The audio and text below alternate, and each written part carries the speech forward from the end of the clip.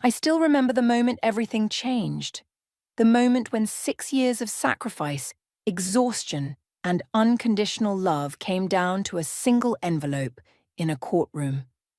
I sat at the wooden table, my hands folded in my lap, trying to stay calm. My fingers wouldn't stop trembling. The courtroom smelled like old wood and paper, and the fluorescent lights above made everything look harsh and cold. Across from me, Brandon sat with his lawyer, a sharp-looking man in a suit that probably cost more than I used to make in 3 months. Brandon looked so different from the man I married. His suit was designer, perfectly tailored. His watch caught the light every time he moved his wrist. Even his haircut screamed money. He sat there with his chin up, looking confident, almost bored. Next to me, Maggie squeezed my hand under the table. She'd been my best friend since we were kids, and now she was my lawyer too. She took my case without charging me a single dollar because she knew, she'd always known, what I'd given up for Brandon. Brandon's lawyer stood up, buttoning his jacket with a smooth motion that seemed rehearsed. His voice was loud and clear as he addressed Judge Henderson, a woman in her 50s with sharp eyes and grey hair pulled back in a tight bun. Your Honour, my client, Dr. Brandon Pierce, has built an impressive career through his own hard work and dedication. He graduated top of his class from medical school and is now a respected cardiothoracic surgeon at Metropolitan Elite Hospital. During his marriage to Mrs. Morrison, she worked various low-skilled jobs: cashier, waitress, cleaning lady, contributing minimally to the household while my client pursued his demanding education and career. I felt my stomach twist. Low-skilled jobs. Minimally contributing. The words felt like slaps across my face. The lawyer continued, pacing slowly. Mrs. Morrison, while pleasant enough, never pursued any meaningful career development. She has no college degree, no specialized skills, no significant assets of her own. My client is requesting that this divorce be settled swiftly, with Mrs. Morrison receiving a modest alimony payment of $1,000 monthly for 2 years. This is more than generous considering she made no direct financial investment in Dr. Pierce's education or career advancement. No direct financial investment. I bit the inside of my cheek to keep from crying. How dare he? How dare they both? I glanced at Brandon. He was nodding along with his lawyer's words, that same cold expression on his face. This was the man who used to hold me when I came home at 2 a.m, so tired I could barely stand. The man who used to kiss my rough hands and promise me that someday he'd take care of me the way I was taking care of him. Furthermore, the lawyer said, pulling out some papers, Dr. Pierce has generously offered to allow Mrs. Morrison to keep her personal belongings and her vehicle, a 2015 Honda Civic. He asks for nothing from her, as she has nothing of value to offer. He simply wishes to move forward with his life.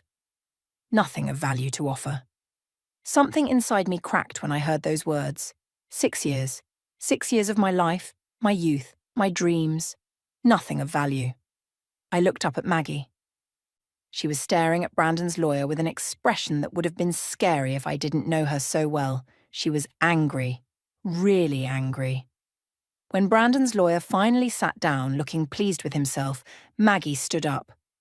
Your Honour, she said, her voice steady and strong, if I may present evidence that directly contradicts everything we just heard. Judge Henderson nodded. Please proceed. Maggie turned to me and gave me a small nod. This was it. The moment we'd prepared for. My hands shook as I reached down to the bag at my feet. The manila envelope felt heavy, like it contained the weight of 6 years. I stood up, my legs feeling weak, and walked toward the judge's bench. The courtroom was completely silent, except for my footsteps. I could feel Brandon's eyes on me, probably wondering what I was doing. I could feel everyone watching. When I reached Judge Henderson, I held out the envelope.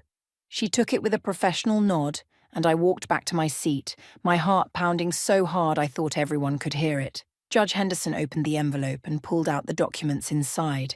There were several pages, and I watched as her eyes moved across them, reading.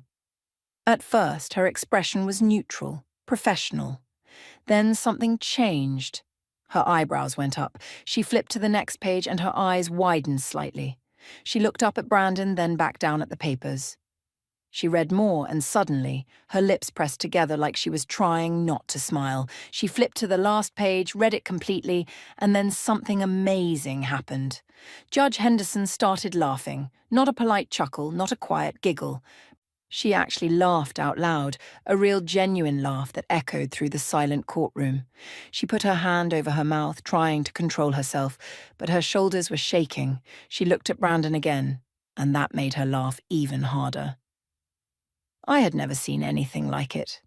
Neither had anyone else, apparently. Brandon's confident expression crumbled. He leaned forward, confused. His lawyer looked startled, turning to whisper urgently to Brandon. In the gallery behind us, I could see Veronica Ashford, the pharmaceutical heiress, Brandon's new girlfriend, shifting uncomfortably in her seat. Her perfectly made-up face showed confusion and worry. Judge Henderson wiped tears from her eyes, still smiling widely. She looked directly at Brandon, and her expression changed from amused to something harder, colder. "Mr. Pierce," she said, and her voice had an edge to it now.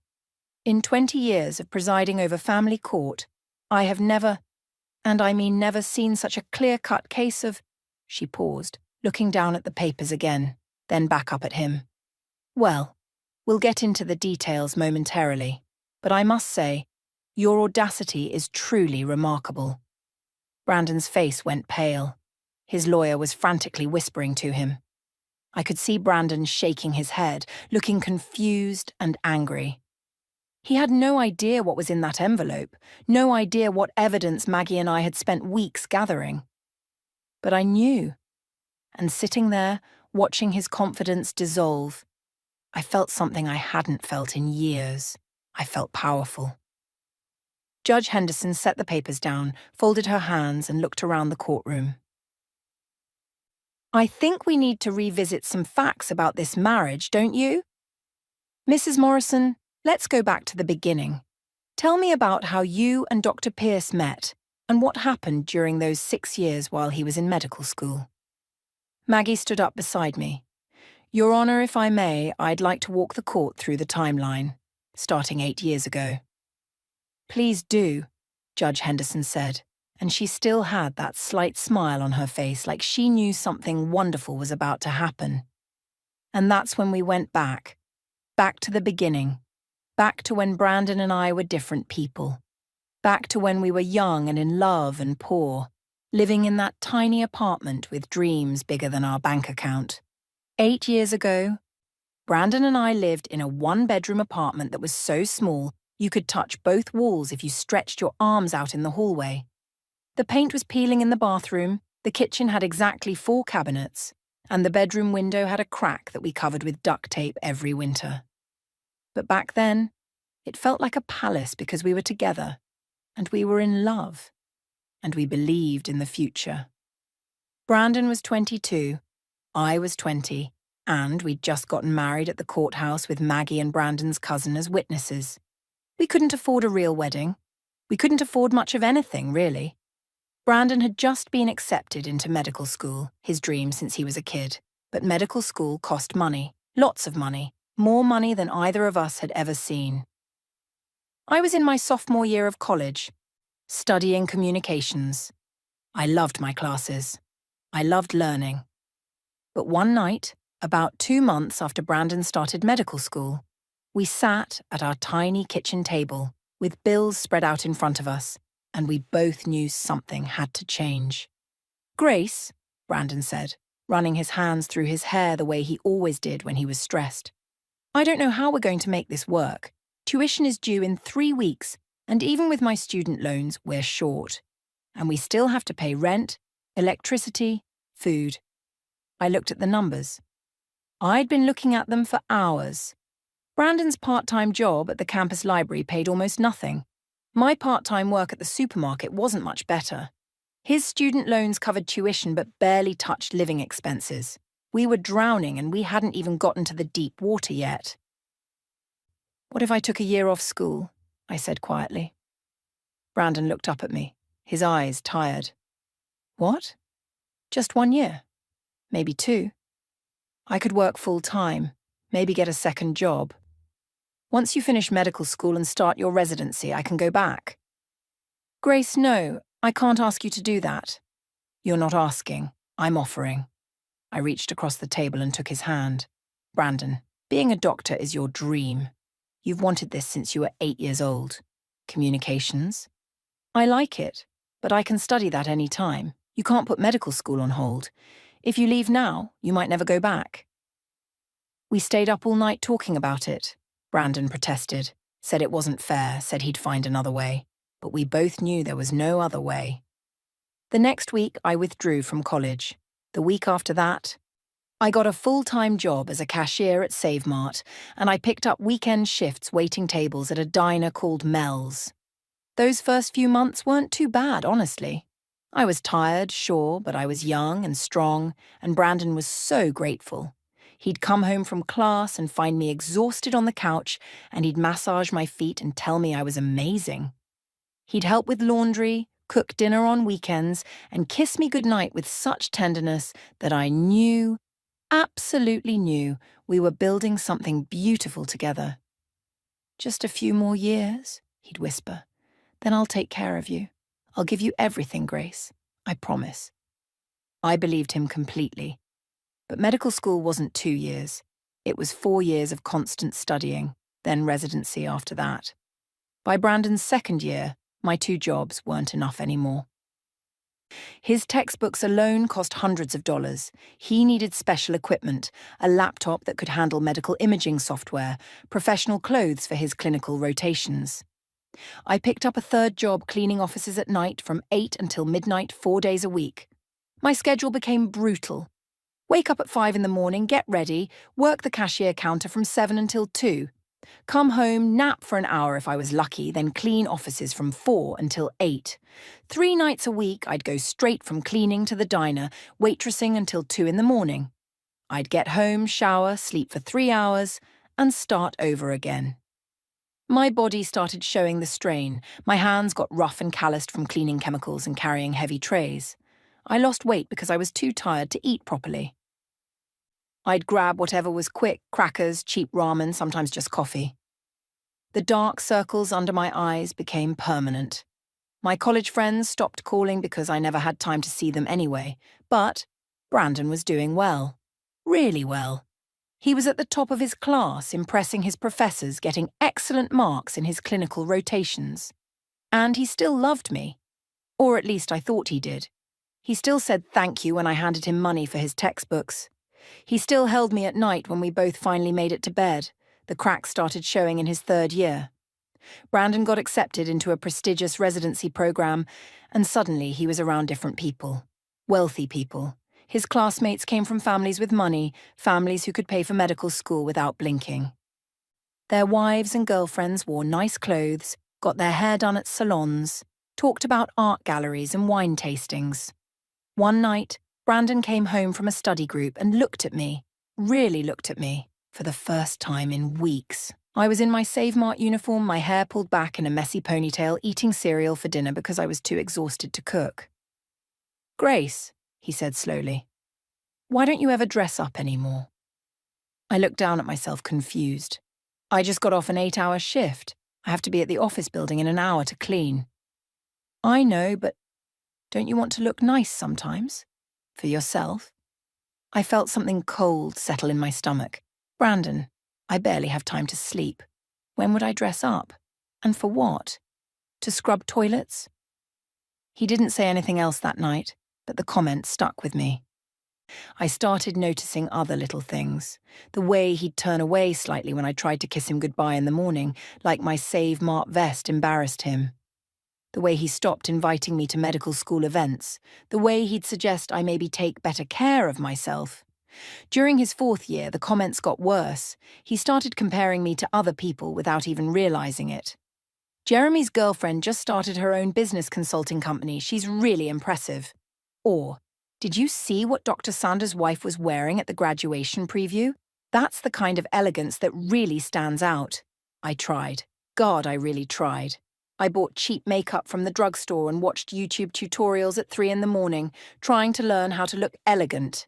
I saved tips for 2 months to buy one nice dress. I borrowed library books about current events so I could have intelligent conversations when Brandon occasionally let me attend his functions. But I was still working 3 jobs.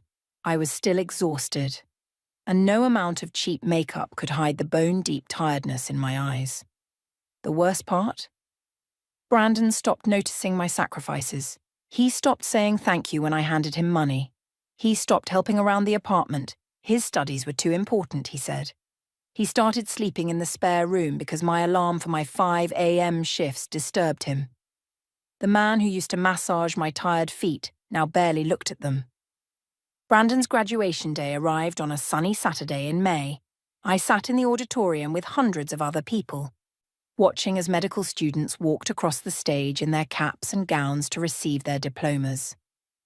When they called Brandon's name, Dr. Brandon Pierce, I stood up and cheered louder than anyone else in that room.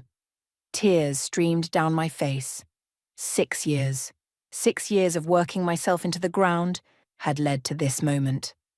After the ceremony, there was a reception in the courtyard. I'd spent 2 weeks' worth of tips on a simple navy blue dress and a pair of low heels from a discount store. I'd done my hair and makeup carefully that morning, using tutorials I'd memorized. I wanted to look nice for Brandon. I wanted him to be proud of me, the way I was proud of him. I found Brandon surrounded by his classmates and their families. Everyone was laughing, taking photos, celebrating. I walked up and touched his arm gently. "Congratulations, Dr. Pierce," I said, smiling up at him. He turned, and for just a second, barely a moment, I saw something in his eyes. Not happiness or love. Something else. Something that looked almost like embarrassment. "Grace, hey," he said, his voice flat. He didn't hug me, didn't kiss me. Just turned back to his conversation. "Everyone, this is my wife, Grace." A tall, elegant woman in a cream-coloured suit extended her hand to me. Her nails were perfectly manicured, painted a soft pink. "Veronica Ashford," she said, her smile bright and cool. "I work in hospital administration at Metropolitan Elite. We've been trying to recruit Brandon for months." "Oh," I said, shaking her hand. My own nails were bare and short, the skin around them rough from cleaning chemicals. "That's wonderful." "Brandon is incredibly talented," Veronica continued, not really looking at me, but at Brandon. "We need brilliant surgeons like him. The salary package we're offering is extremely competitive." Another classmate, a guy named Thomas, joined the conversation with his wife, a woman in a designer dress who I'd overheard earlier talking about their recent trip to Paris. "Pierce, you're set for life, man. Elite salary plus the reputation. You'll be unstoppable." Thomas's wife smiled at me, a smile that didn't quite reach her eyes. "And you must be so relieved, Grace. Brandon told us you've been working while he was in school. Retail, wasn't it? You must be exhausted." The way she said retail made it sound like something dirty. "I worked several jobs," I said quietly, whatever was needed. "How charming," she said, and turned back to Veronica to discuss some restaurant I'd never heard of. I stood there for another 20 minutes, invisible in my discount dress, while Brandon talked and laughed with people who belonged to a world I couldn't enter. Finally, I touched his arm again. "Brandon, I'm going to head home. I have a shift at the diner tonight." He frowned. "Tonight?" "It's my graduation day." "I know, I'm sorry, but I couldn't get anyone to cover, and we need the money." "We need the money," he repeated, but his tone was strange. "Grace, I'm about to start making 6 figures. Do you really need to keep waitressing?" I stared at him. 6 years of 3 jobs, 6 years of 4 hours of sleep, 6 years of sacrificing everything. And he was asking if I really needed to work. "Yes," I said, keeping my voice steady. "Until your first paycheck clears and we know we're stable, yes, I need to work." He sighed like I was being difficult. "Fine, I'll probably be out late anyway. Veronica invited a bunch of us to some celebration dinner." "Veronica invited you?" "Us. A group of us. Networking, Grace. It's important for my career. I went home alone and put on my diner uniform. That night, I served coffee and burgers to people who tipped poorly, and I thought about Brandon at some expensive restaurant with Veronica Ashford, talking about things I couldn't understand. 3 weeks later, Brandon got the job at Metropolitan Elite Hospital. His starting salary was $200,000 a year. When he told me, I cried with relief. Finally, I could quit at least one job, maybe two. Maybe I could go back to school and finish my degree. But Brandon had different plans. He came home one evening with brochures for luxury apartments. "We need to move," he said, spreading them across our scratched kitchen table. "This place isn't appropriate for someone in my position. My colleagues all live in the River District. That's where we should be." I looked at the brochures. The rent on the cheapest apartment was $4,000 a month, more than I made in 3 months at all my jobs combined. "Brandon, that's so expensive. Maybe we could find something nice but more affordable? Then I could quit working and go back to school." He looked at me like I'd suggested something ridiculous. "Grace, image matters in my field. Where we live, what we drive, how we present ourselves, it all matters. Besides, it's good for you to keep working. Independence is important." Independence. That's what he called it now. We moved to a luxury apartment in the River District. Brandon bought a BMW and expensive suits. He joined a gym that cost $300 a month. He got his hair cut at a salon that charged more than I made in a week of waitressing. And I kept working my 2 jobs. I'd quit the cleaning job, at least, paying my share of our life while watching Brandon transform into someone I barely recognized. The comments became constant. "Grace, why don't you do something with your hair? Grace, that shirt is really worn out. Grace, maybe you should read the news more. You never know what's happening in the world. Grace, I can't take you to the hospital fundraiser. You wouldn't fit in." Every criticism felt like a knife. I was the same woman who'd worked herself half to death for him. The same woman who'd given up her education, her youth, her dreams. But now I wasn't enough. I was too simple, too plain, too unsophisticated. Veronica's name came up constantly. Veronica organized the charity auction. Veronica said the funniest thing at lunch. Veronica summers in the Hamptons. Veronica understands the professional world. I tried to bring it up once.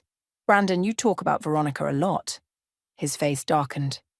"She's a colleague, Grace. A professional contact. This is exactly what I'm talking about. You're insecure and paranoid. You don't understand how the professional world works. This is why I can't bring you to events. You're too small-minded." Small-minded. After everything I'd sacrificed, I was small-minded for noticing my husband's obsession with another woman. Our 8th wedding anniversary fell on a Tuesday in October. I'd been planning for weeks, saving every spare dollar from my tips. I wanted one perfect evening, one night where we could remember who we used to be before medical school and luxury apartments and Veronica Ashford. I left my cashier shift early, losing half a day's pay so I could prepare. I bought ingredients for Brandon's favorite meal, chicken parmesan, the same dish I used to make in our tiny apartment when we were happy. I found candles at the dollar store and set them on our dining table. I wore the navy dress from his graduation, the nicest thing I owned, and I'd spent an hour on my hair and makeup. The table looked beautiful, simple but beautiful. I'd even bought a small cake from the bakery, chocolate his favorite. I kept checking my phone. Brandon's shift at the hospital ended at 6. It was 6:30, then 7, then 7:30. At 8 o'clock, I texted him. "Are you coming home soon? I made dinner." At 8:30, he replied, "Stuck at hospital. Emergency consultation." My heart sank, but I understood. He was a surgeon. Emergencies happened. I covered the food with foil and kept the candles lit. At 9:45, the apartment door opened. Brandon walked in, but he wasn't wearing his scrubs or his white coat. He was wearing one of his expensive suits, and he smelled like cologne and something else, perfume that wasn't mine. "Hey," he said, barely glancing at me as he walked past the dining table toward the bedroom. "Brandon," I said softly, "I made dinner. It's our anniversary." He stopped walking and turned around like he'd forgotten I was there. His eyes moved over the table, the candles now burned halfway down, the covered dishes, the cake with happy anniversary written in blue icing. "Grace, I told you I was stuck at the hospital." "You're wearing a suit," I said, "not scrubs." His jaw tightened. "I had to change for a meeting afterward. A professional obligation." "On our anniversary? You couldn't tell them you had plans." "Some things are more important than dinner, Grace. More important than our anniversary. More important than 8 years of marriage." I felt something crack inside my chest. "Please," I said, my voice barely above a whisper, "just sit with me for a few minutes. The food's still warm, we can—" "I'm not hungry," he interrupted. "I ate already. At the meeting." He walked to the bedroom. I stood there in my dollar store dress, looking at the table I'd prepared with such hope. The candles flickered. The food was getting cold. My eyes burned with tears I refused to let fall. I followed him to the bedroom. He was changing into casual clothes, his back to me. "Brandon, we need to talk." "Not now, Grace. I'm exhausted." "We never talk anymore. You're always at the hospital or out with colleagues or—" "Or what?" He spun around, his voice sharp. "Say it. You think I'm doing something wrong? I think you're forgetting about us, about our marriage, about everything we've been through together." He laughed, but it wasn't a kind sound. "Everything we've been through. Grace, I'm the one who went through medical school. I'm the one who studied for years, who works 16-hour shifts, who's actually building a career. What have you done? You punched a clock. You served coffee. That's not sacrifice. That's just having a job." The words hit me like physical blows. "I worked 3 jobs so you could study. I gave up my education. I gave up everything." "No one asked you to." His voice was loud now, angry. "That was your choice, Grace. Your decision. I never forced you to drop out of school. You made yourself into a martyr, and now you want me to be grateful forever? That's not how life works." I couldn't breathe, couldn't think. This man, this stranger in expensive clothes standing in our bedroom, couldn't be the same person who used to hold me and promise me forever. "Brandon," I whispered, "what happened to you?" He sat on the edge of the bed, running his hands through his hair. When he looked up at me, his eyes were cold, distant. "I grew up, Grace. I evolved.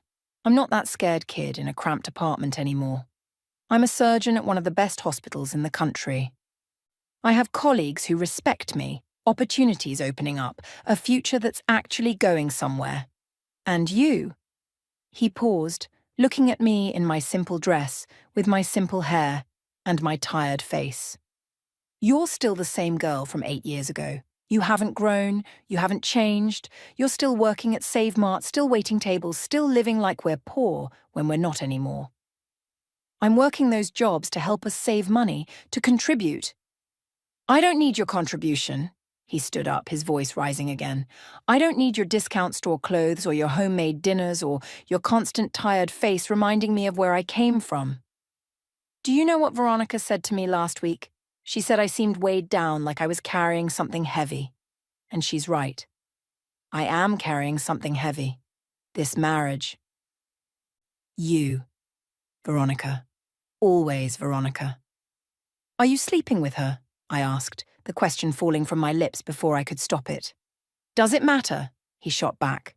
"Would it change anything? Grace, look at yourself. Look at your hands, your clothes, your entire life. You're stuck in the past while I'm moving toward the future. Veronica understands ambition. She understands success. She belongs in my world. And you?" He shook his head slowly. "You don't." I stood there frozen as he walked to the closet and pulled out a suitcase.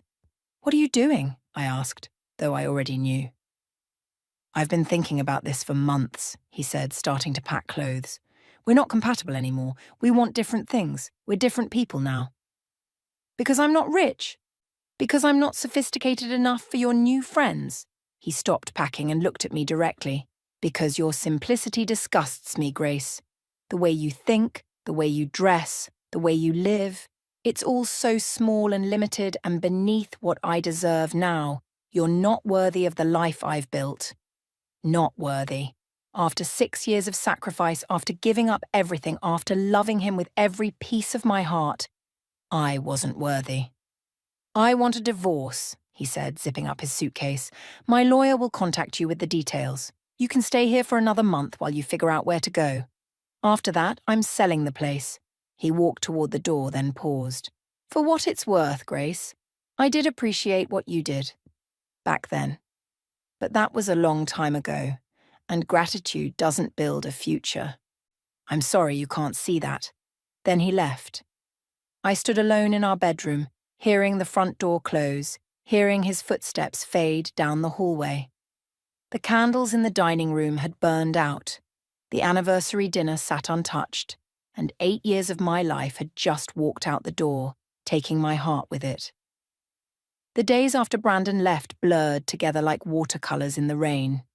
I went to work, came home, stared at the walls. I didn't cry at first. I think I was too shocked, too empty. It felt like someone had reached inside my chest and scooped out everything that made me human, leaving just a hollow shell that knew how to scan groceries and pour coffee. Brandon's lawyer sent papers 2 weeks later. I sat on the couch, our couch that I'd helped pay for, and read through the terms. I got nothing. A tiny settlement of $15,000 out of generosity. No claim to the apartment, no claim to his retirement accounts or investments. No claim to anything we'd built together because, according to the legal words on the page, I hadn't built anything. I'd just been there. The lawyer's letter used phrases like no substantial financial contribution and lack of professional development during marriage and equitable distribution based on individual assets. Every phrase was a knife. I looked at myself in the bathroom mirror that night. I was 28 years old but looked older. My hands were permanently rough, the skin dry and cracked no matter how much lotion I used. My shoulders curved forward from exhaustion. My eyes had lost their light. I'd given the best years of my life to a man who'd thrown me away like garbage. For the first time since Brandon left, I broke down completely. I slid to the bathroom floor and sobbed, deep, ugly, painful sobs that came from somewhere dark inside me. I cried for the girl who'd believed in love. I cried for the sacrifices that meant nothing. I cried for 6 years of my life I'd never get back. That's where Maggie found me 3 hours later. She'd used her emergency key when I didn't answer her calls. She took one look at me on that bathroom floor and sat down beside me, pulling me into her arms. He's destroying you, she said quietly. We can't let him win, Grace. There's nothing to win, Maggie. Look at me. No degree, no career, no savings. He's right, I have nothing. Maggie pulled back and grabbed my shoulders, forcing me to look at her. You have the truth. And the truth is powerful. Over the next 3 weeks, Maggie worked like she was possessed. She became my lawyer officially, taking my case without charging me a penny. You'll pay me back someday when you're back on your feet, she said. Right now we have work to do. She requested my bank records from the past 8 years, every single statement, every deposit, every withdrawal. She got our apartment lease agreements, all 5 of them from our different places, each one signed only by me because Brandon's credit was terrible from student loans. She tracked down receipts I'd saved in boxes, textbooks, medical equipment, supplies, all purchased by me. Then she found something I'd almost forgotten about. Grace, she said one evening, sitting across from me at my kitchen table with her laptop open. Do you remember Brandon's 3rd year of medical school? When his tuition was due and his student loan didn't come through in time? I nodded slowly. That had been a terrible month. Brandon was panicking, about to lose his spot in the program. You took out a personal loan, Maggie said. $45,000 in your name only. You gave it all to Brandon for tuition and expenses. Do you still have the paperwork? My heart started beating faster. I think so. In the storage closet, maybe? We tore through boxes until we found it. A personal loan agreement from First National Bank in my name. And beneath it, another document. A promissory note Brandon had signed, acknowledging the loan and promising to repay me once he finished his residency and got a job. Maggie held up the paper, her eyes gleaming. He forgot about this, didn't he? I think so. That was 4 years ago. Once he got his hospital job, he never mentioned it. Because he forgot. But legally, this document is gold, Grace. This proves direct financial investment in his education. This changes everything. Over the next week, Maggie built our case like she was constructing a building, piece by piece. The loan documents. My bank statements showing I paid 100% of our living expenses for 6 years while Brandon contributed nothing. Testimony from our old landlords and neighbours who remembered me working constantly. Text messages from years ago where Brandon thanked me for my sacrifices and promised to make it right. Then Maggie subpoenaed Brandon's financial records, and we found something that made my stomach turn. 3 months before Brandon asked for divorce, he'd transferred $75,000 to Veronica Ashford's business account. The memo line said, "Investment in Ash Pharmaceuticals startup." He used marital money, Maggie explained. Money earned during your marriage to invest in his girlfriend's company. That's not just infidelity, Grace. That's financial betrayal, misuse of marital assets. The judge is going to care about this. A lot. The night before the hearing, I couldn't sleep. Maggie had explained the strategy. We weren't just defending against Brandon's divorce terms. We were going on offense. We were going to show Judge Henderson exactly who built Dr. Brandon Pierce's success.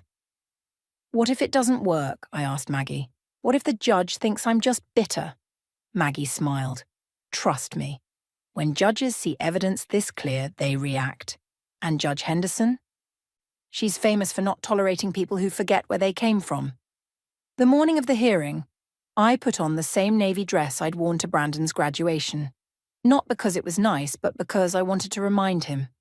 I wanted him to see the woman he'd found disgusting, the woman he'd called unworthy, standing up for herself.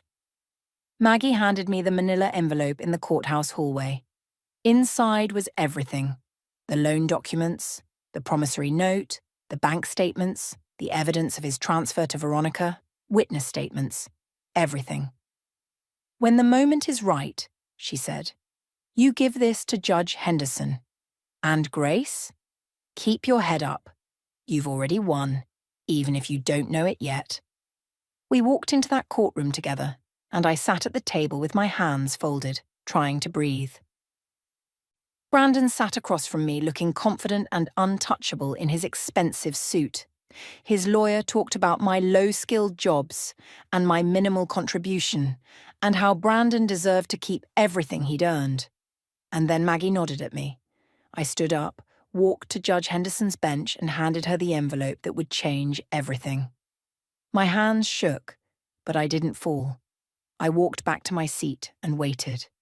I watched Judge Henderson's face change as she read, watched her eyebrows rise, watched her lips press together, watched the moment she understood exactly what Brandon had done.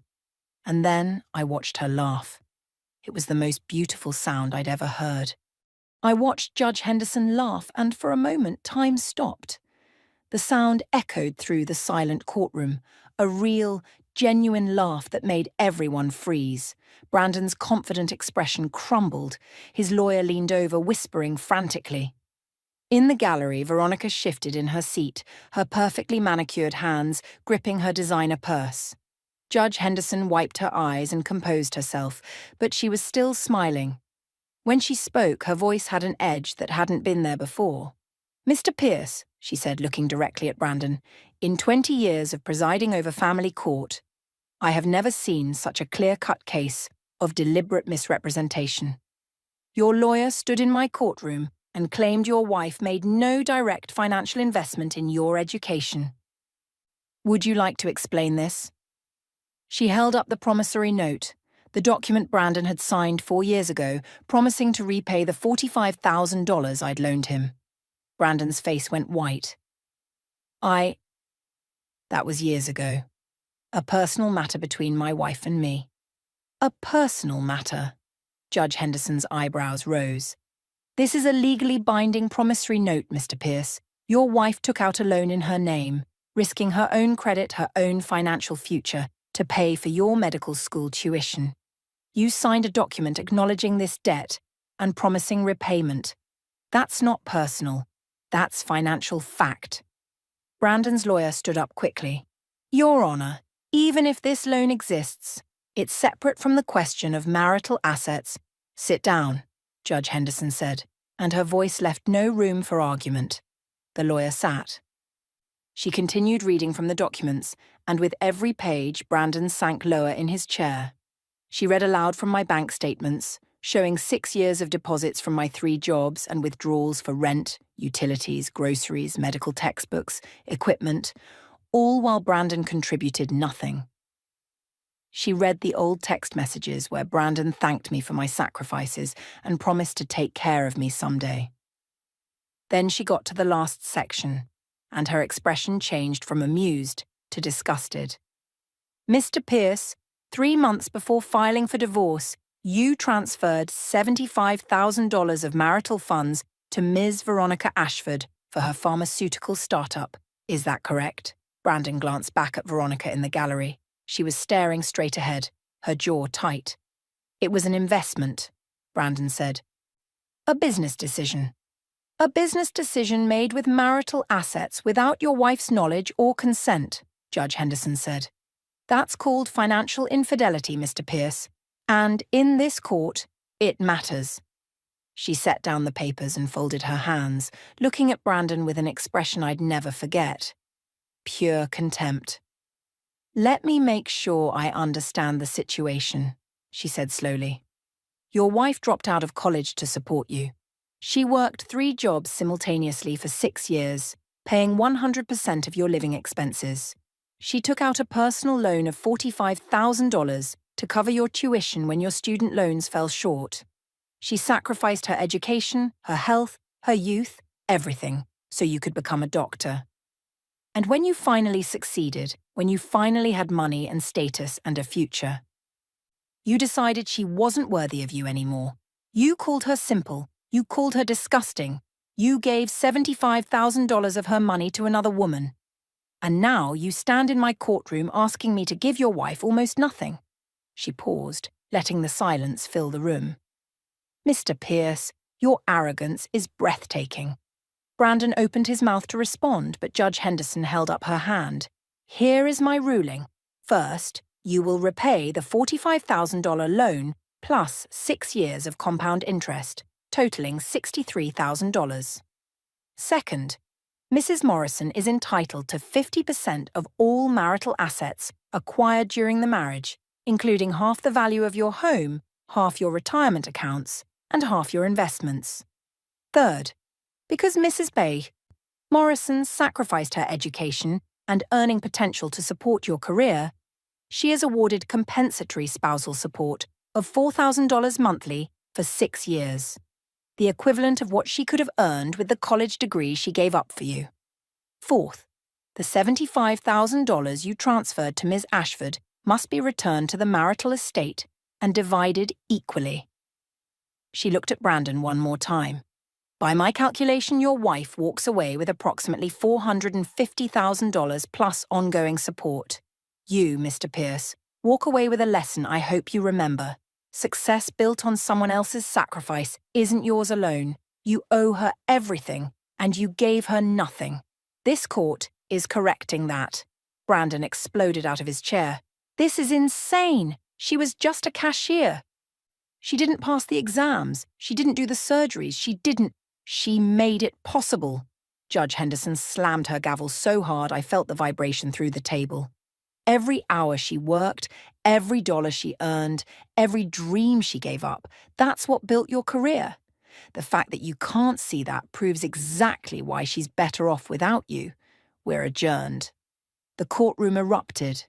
Brandon's lawyer was talking rapidly, but Brandon wasn't listening. He was staring at me with something I'd never seen in his eyes before: fear. the fear of a man who'd just lost control of everything. I stood up on shaking legs, and Maggie hugged me tight. "You did it," she whispered. "You did it, Grace." Outside the courtroom, I heard raised voices. Brandon and Veronica were arguing on the steps. "You told me she was nobody." Veronica's voice was sharp, furious. "You said this would be simple, that she'd just go away. Now I have to return $75,000. Do you know how that looks for my company?" "Veronica, please, we can figure this out." "Figure it out yourself. I'm not attaching my name to this disaster." She turned and walked away, her heels clicking on the stone steps. Brandon called after her, but she didn't look back. His lawyer approached him, speaking quietly. I couldn't hear the words, but I saw Brandon's face fall even further, probably telling him that an appeal would cost more than just paying the judgment. Brandon stood alone on the courthouse steps, his expensive suit suddenly looking like a costume. The confident surgeon who'd walked into that courtroom an hour ago was gone. In his place was just a man who'd forgotten where he came from and lost everything because of it. 6 months later, I was sitting in a college classroom for the first time in 8 years. I'd enrolled in the business administration program at the community college, and I was loving every minute of it. My first semester grades came back, straight A's and a spot on the dean's list. I'd paid off all my debts. I'd rented a small but comfortable apartment in a quiet neighborhood. I'd gained back the weight I'd lost during those exhausting years, and for the first time in forever, I actually looked healthy. I even got my hair done at a real salon. Not an expensive one, but nice enough. I felt like myself again. No, that's not right. I felt like a better version of myself. Stronger, clearer, more sure of who I was and what I deserved. Maggie met me for coffee to celebrate my Dean's List achievement. We sat in a little cafe near campus and she couldn't stop smiling at me. "Look at you," she said. "Grace Morrison, college student and future business mogul," I laughed. "I don't know about mogul, but I'm thinking about getting my MBA eventually. Maybe starting something of my own someday." "You will. I know you will." She stirred her coffee, then looked at me seriously. "How are you feeling? Really?" I thought about it for a moment. Honestly, better than I have in years. For so long, I measured my worth by what I could do for Brandon, by how much I could sacrifice, how much I could give up, how small I could make myself so he could be big. And when he left, I thought I had nothing. But I was wrong. I looked down at my hands, still a little rough but healing. I had myself. I just forgot that mattered. Walking home from the cafe, I passed Metropolitan Elite Hospital. Through the big glass windows, I could see doctors and nurses moving through the lobby. Somewhere in there, Brandon was working, wearing his white coat, looking successful from the outside. I stopped for just a moment. Not because I missed him, not because I was angry. I stopped because I realized I felt nothing, no pain, no bitterness, no longing for what we used to have, just peace, just freedom. My phone buzzed in my pocket. An email from the university. I'd been awarded a scholarship for non-traditional students who'd overcome hardship to return to education. Full tuition for next year.